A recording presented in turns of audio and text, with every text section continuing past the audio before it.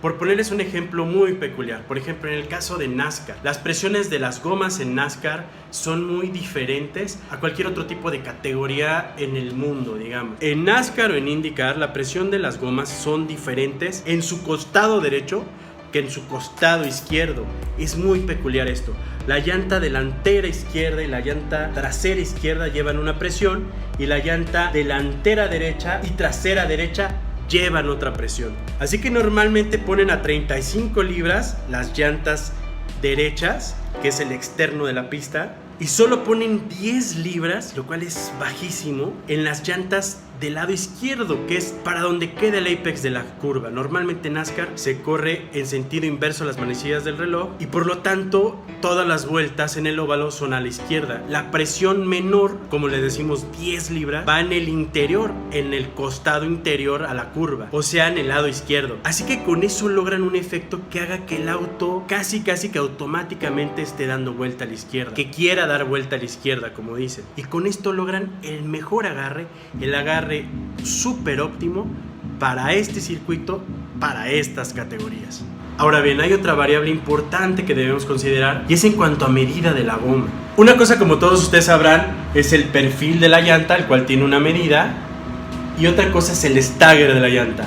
¿Qué es el stagger? El ancho de la llanta, como se los estoy indicando.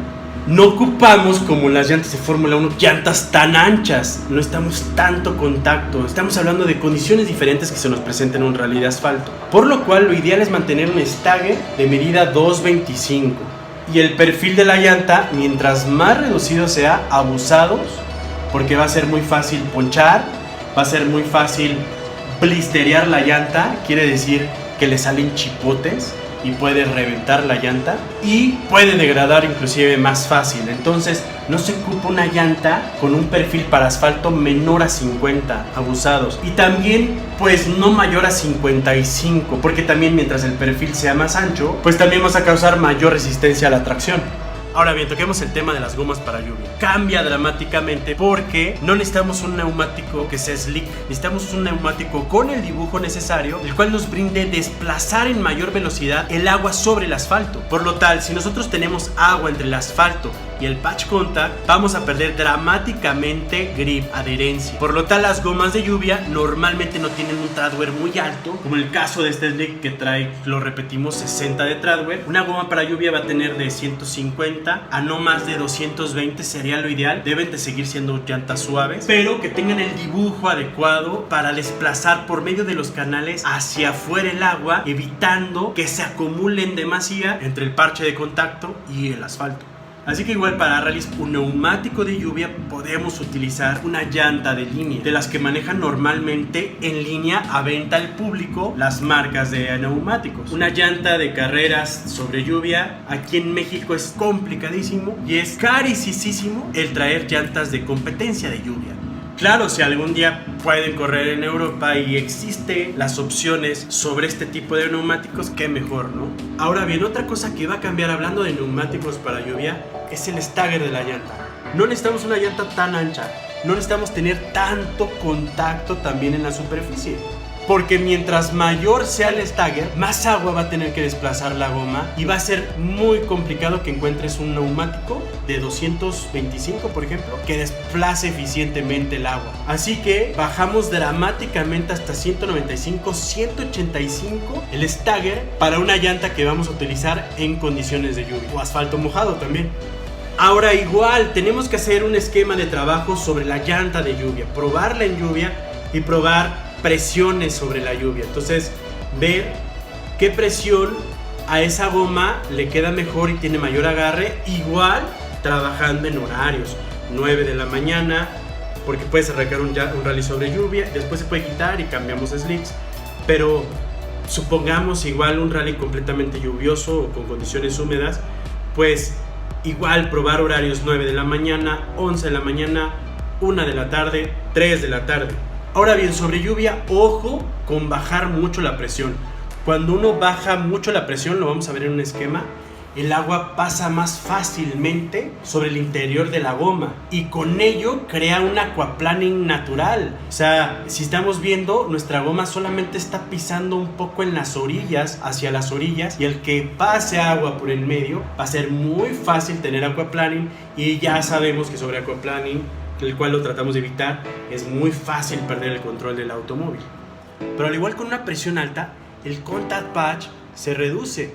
Entonces, abusados, porque imaginen tener muy poco contact patch sobre la lluvia. Imaginemos que hay agua aquí alrededor y el agua va reduciendo el contact patch, porque también tu presión de neumáticos es muy alta, como un globo. Reduce mucho el contact patch y por lo mismo reduce mucho la adherencia, el contacto del auto con el asfalto, y por lo tal va a ser muy fácil igual despistarnos, tener un accidente por la falta de adherencia. Ahora bien, vamos a tocar otro tema. Igual sirve tanto para las llantas de lluvia, pero mucho más para las llantas de asfalto, y ese es el tema de calentar bien las gomas para el asfalto. Normalmente, como ya lo vimos por ahí en la dinámica de tiempos en carrera, en el primer enlace y en el siguiente enlace, después de un parque de asistencia, después de un servicio, hay que calentar las gomas, hay que mover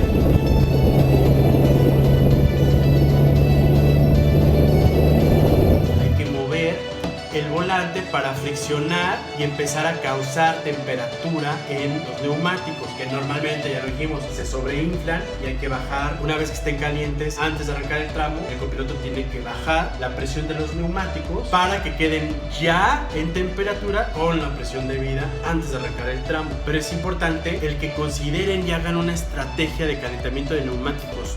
Y esto les aseguro, yo de nadie lo escuché hablar, es algo que yo deduje y es importante. Cuando tú tienes un primer enlace, va arrancando el rally, tienes un primer enlace muy corto, tienes que apurarte mucho a calentar esas gomas. Cuando tú tienes un enlace largo, hablemos de un enlace de 40 kilómetros o más, tienes más tiempo y más campo para ir calentando las gomas. O sea, si yo tengo un enlace de 60 kilómetros, no voy a empezar a friccionar mis gomas hasta que me falten 20 kilómetros para llegar o 15 kilómetros para llegar. Por el contrario, si yo tengo 3 kilómetros de enlace, son 3 kilómetros que tengo que aprovechar para causarles temperatura en los neumáticos y estén en óptimas condiciones. Claro, hacia la mitad del tramo puede que ya, obviamente, ya tengan temperatura, pero ¿y qué? ¿Vas a tirar a la basura toda la primera parte del tramo? ¿Todos los primeros kilómetros? Pues no, eso es dar ventajas. Entonces es importante que consideren el hacer una estrategia para ir calentando los neumáticos. Acuérdense, siempre en el primer enlace de un rally y siempre que hay un enlace saliendo de servicio o que hay un enlace también muy largo, ojo con eso, porque en un enlace muy largo que te pueden dar tiempo, puedes ir a menor velocidad y puede bajar un poquito la temperatura. O sea, hay que bajarse y checarlo. Tu piloto es responsable de mantener la presión de los neumáticos correcta, pero piloto, siempre recuérdale, siempre hay que estar cuidando la temperatura y la presión de los neumáticos. Muy bien, pues ahora vamos a hablar del blistering y del graining. El graining se le hace una goma en la superficie del neumático. El graining normalmente aparece de la mitad del stagger hacia el exterior y aparece en forma de degradación, de varios tipos de degradación, donde no se ve el neumático parejo, lisito, como aquí se ve. El graining aparece en zonas cacarizas o aparece toda la banda exterior de la goma cacariza, degradada. Y el graining surge por algo bien chistoso, porque es bien chismoso el graining. El graining aparece si no estás trazando bien. Si estás trazando en la fregada, haces que las gomas trabajen de más, haces que haya mucha inercia, haces que la goma recargue muchísimo en su costado exterior y entonces la goma empieza a sufrir, se empieza a sobrecalentar, se empieza a degradar y empieza a veces inclusive a desprender partes considerables de caucho. Así que uno como director de equipo puede agarrar y fijarse muy bien cómo están trabajando las gomas y saber por medio de las gomas inclusive si están o no están piloteando bien el coche. Y obviamente el graining hace que las gomas queden prácticamente inservibles y que hay que cambiarlas y montar otro stint. Y el montar otro stint prematuramente, ya lo platiqué, pega en tu economía y en los recursos.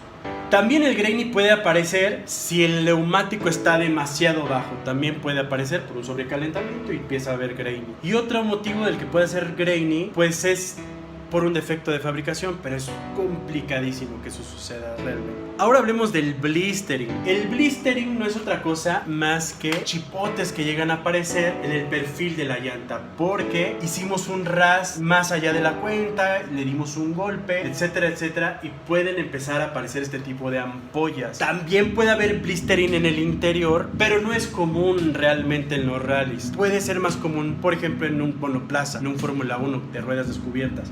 Ahí es donde pueden aparecer las ampollas en la banda de rodadura. Y el blistering automáticamente reduce las prestaciones de la goma. Y al reducir las prestaciones de la goma, pues obviamente perdemos adherencia y obviamente es un neumático que se va a ir a la basura. Entonces, igual representa dinero, te representa un gasto. Entonces, contra el blistering y el graining, qué chistoso, pero lo único que sirve es trazar muy bien.